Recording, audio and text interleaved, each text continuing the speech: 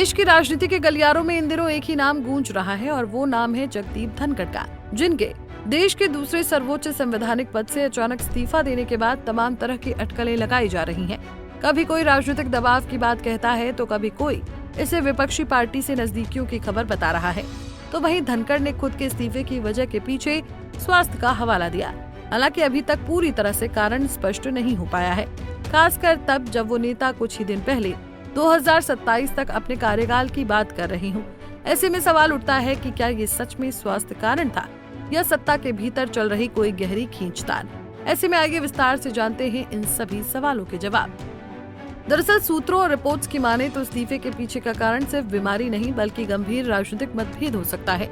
दावा किया जा रहा है कि उपराष्ट्रपति रहते हुए जगदीप धनखड़ ने कुछ ऐसे कदम उठाए जो सीधे तौर पर केंद्र सरकार की नीतियों और कार्यप्रणाली के खिलाफ थे। वहीं ये भी कहा जा रहा है कि उन्होंने कुछ सहयोगी दलों के नेताओं तक ये संदेश पहुंचाने की कोशिश की कि यदि वो समर्थन वापस ले ले तो सरकार गिराई जा सकती है।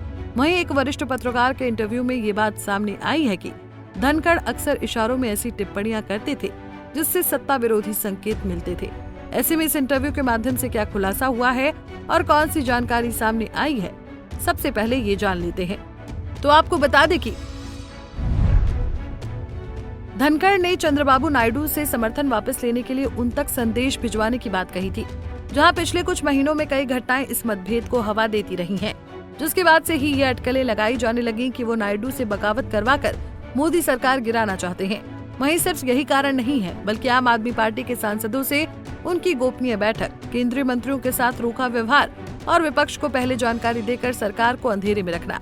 इसके साथ ही दूरदर्शन, यूनिवर्सिटीज और अन्य संसाधनों में अपनों की नियुक्तियां और उनके दामाद का कांग्रेस से जुड़ाव सरकार के भीतर एक संदेह की भावना पैदा करने लगे थे।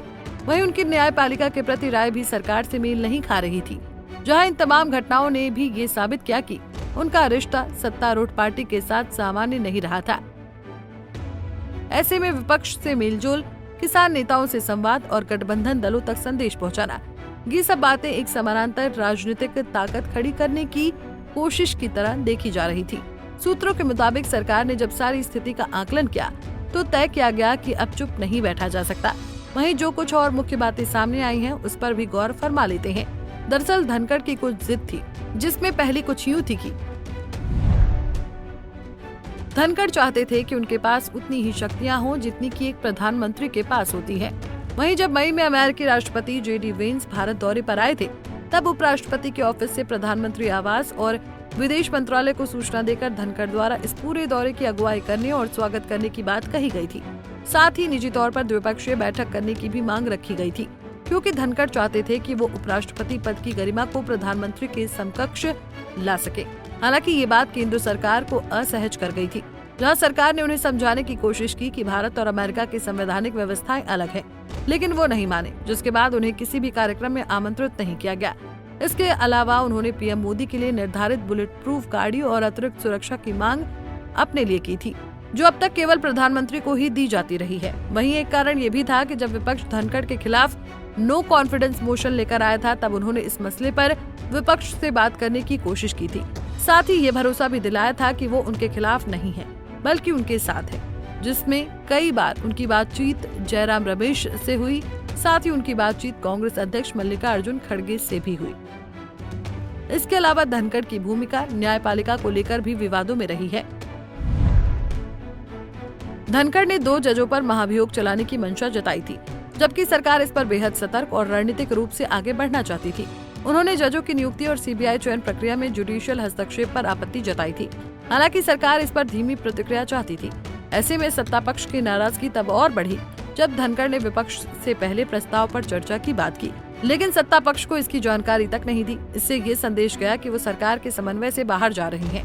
कहा जाता है कि सरकार ने तब निर्णय लिया कि अब चुप नहीं बैठा जा सकता है। ऐसे में इस पूरे घटनाक्रम के बाद सत्ता दल की ओर से एक सख्त संदेश भेजा गया कि या तो वो स्वेच्छा से पद छोड़ दें या फिर सरकार उनके खिलाफ कठोर कदम उठाएगी। जहां ये संदेश मिलने के बाद धनखड़ ने बिना पूर्व सूचना राष्ट्रपति भवन पहुंचकर इस्तीफा सौंप दिया। बहरहाल धनखड़ का इस्तीफा अब सिर्फ एक संवैधानिक औपचारिकता नहीं रहा, बल्कि ये पूरे सिस्टम में गूंज रही एक चेतावनी है कि सत्ता के भीतर भी असहमति के स्वर अगर तेज हो जाए तो ताज गिरने में देर नहीं लगती। Bureau report, Punjab Kesari TV. हमसे जुड़े रहने के लिए हमारे YouTube चैनल को सब्सक्राइब करें और नई वीडियो की नोटिफिकेशन के लिए बेल आइकॉन को दबाएं।